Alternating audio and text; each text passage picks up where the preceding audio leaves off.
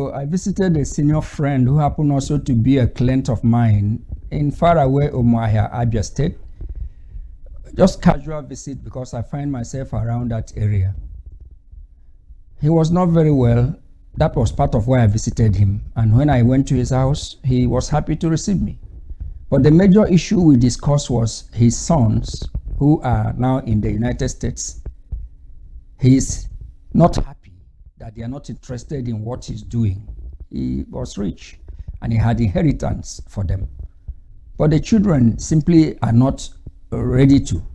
They are not interested. One of them actually told him, Daddy, sell off all those things. We don't need them. They are not intending to return. And that brings us to the all-important question. Are your children ready to inherit you?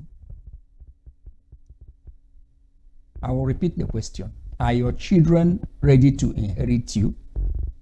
That question you must have to answer before you gather for people who are not even interested in it. I'll tell you a story again. One man, very rich, he had business interests all over places. And he called his son. He said to his son, I am afraid that you may not be able to manage this business at my demise. But I want to test you to know whether you are able to manage this business. Get me $10,000 of yours that you labored by yourself to gain. If you bring it, I will consider handing over the business to you. The young man went to the mother. You know, there is always Rebecca's kind of people all over the place. And the mother gave him $10,000 to go and give to the father, so that the father will hand over the business to him. And the man, one of his interests was bakery. He had a bakery. He will always sit by the side of the bakery oven where other workers are working. Usual position with a seat. And the young man now brought the $10,000 to the father. And the man looked at the $10,000, collected it from him, threw it inside the oven. The young man was not happy. He walked away and then told his mother, said, go and get $10,000. This is not your own. The young man went and told the mother gave him another $10,000. And he brought it to him. And the young man looked at the $10,000. The man looked at the $10,000 and threw it inside the oven a second time. Went away to the mother and told the mother. The mother said, what you should do is look haggard, dirty yourself, look like one who had labored. Bring the $10,000, he will believe that you earned it. The boy did exactly the same, wore tattered dress, coming sluggishly like somebody tired, and brought the $10,000 again to the man. The man carried the money and put inside the oven. And it burnt again. The boy now left. The boy now decided that he's going to earn the $10,000 whatever. He never knew what labor is, honest labor. He's pampered child like the ones we have, who though they are living, their school is next door. We carry them by the car.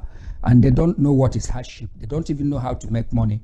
And they are there changing clothes, wearing designer. Can you imagine a friend of mine whose son is in the youth corps service? He gives him allowance to back up the allowance. I didn't have that kind of life. That's the kind of boy I'm talking about. This young boy now decided to go and work. First, he cannot work in the vicinity. The father is one of the richest men around the area. And then he cannot walk around because nobody will believe that how can the son of so and so person be working labor, because it's laborious work that he's going to do. Maybe carrying blocks or helping people who are building. The young man now decided to go to another town where nobody knew him and really labored and worked and worked.